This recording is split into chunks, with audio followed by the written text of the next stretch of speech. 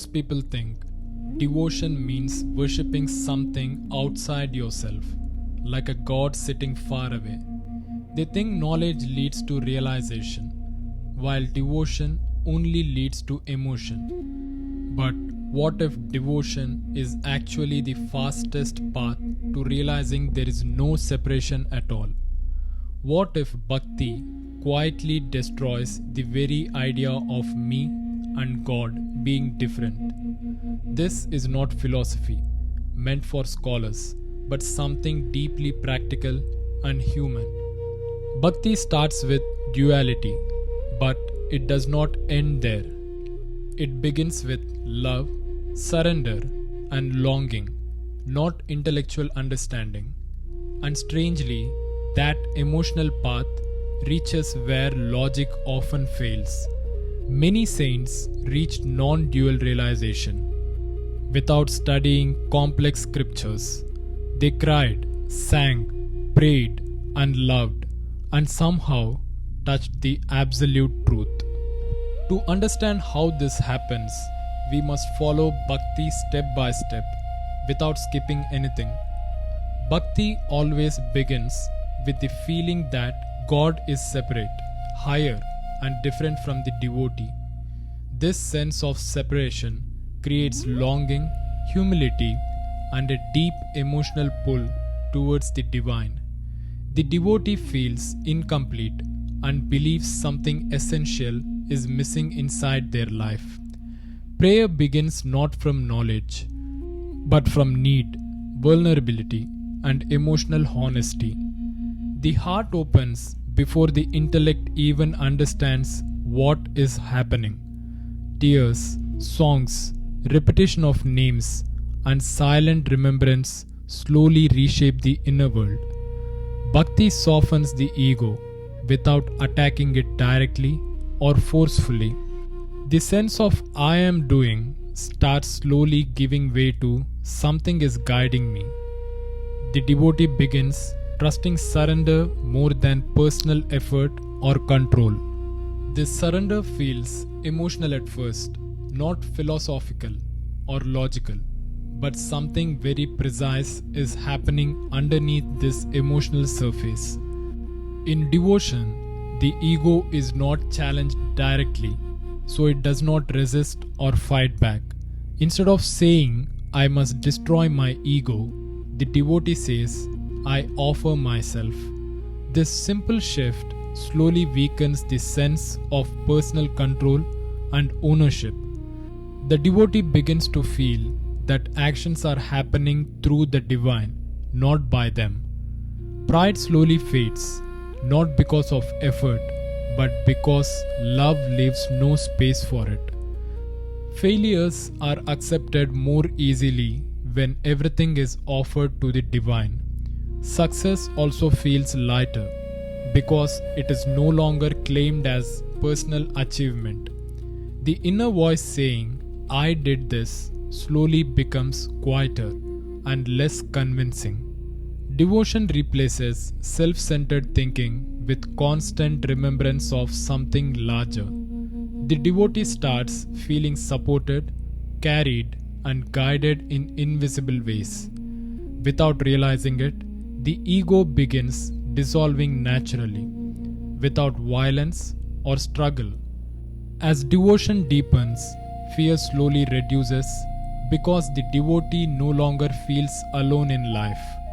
Problems are still there, but they feel shared, not personally overwhelming or threatening. The idea of a distant judging God begins to soften into a feeling of closeness. God starts feeling less like an authority and more like an intimate presence. The devotee talks to the divine naturally, like speaking to a trusted companion. This constant inner conversation reduces mental noise and overthinking. Love becomes more important than rules, fear, or reward-based devotion.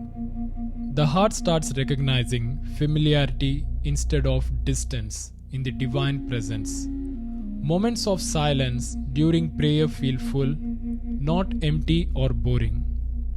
The devotee begins sensing peace without any clear reason or explanation. This peace is the first quiet sign that separation may not be real after all. At some point, the devotee notices that the divine feels closer than any external object. Prayer slowly shifts from asking for things to simply being present and attentive. The devotee starts enjoying silence more than words, rituals, or even emotional expression.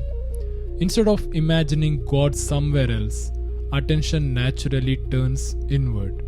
The feeling of presence is now experienced inside the heart, not in distant places. This inner presence feels steady, quiet, and deeply familiar, like something always known. The devotee begins questioning where the boundary between self and God actually exists. Love no longer moves outward towards an object, but rests within awareness itself. The mind grows calmer because it stops searching for something outside. Devotion becomes less emotional drama and more silent absorption. Without effort, the seeker is now very close to the edge of non-dual understanding. The devotee suddenly notices that one loving and the one being loved feel strangely similar. During deep devotion, the sense of I am here and God is there becomes unclear. Moments appear where only love remains, without a clear subject or object. These moments are brief at first, but they leave a strong, peaceful aftertaste. The mind tries to understand what just happened, but words fail completely. Devotion now feels less like reaching out and more like resting in something already present. The devotee realizes that the divine presence was never separate in the first place. The sense of distance existed only as a thought, not as a real experience. Love has quietly dissolved the wall that knowledge tries to break forcefully. There is no dramatic explosion, only a deep feeling of obviousness and simplicity. Something silently understands that what was worshipped outside was always inside. In this realization, the devotee does not claim enlightenment or spiritual achievement of any kind. There is no feeling of becoming special, powerful, or superior to anyone else. Only one quiet truth remains. There was never a separate self to begin with. The love that once flowed toward God is now recognized as the nature of awareness itself. Prayer continues, but without a person praying or a God being prayed to. Life flows naturally, without resistance, guilt, or the constant need to control outcomes. Joy and sorrow arise, but they no longer define identity or create inner conflict. Devotion did not lead away from the world, but deeper into it, with openness and care.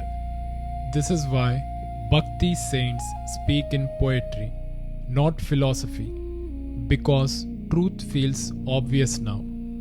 The seeker realizes they were not walking towards God, but waking up as what they always were. This is the secret.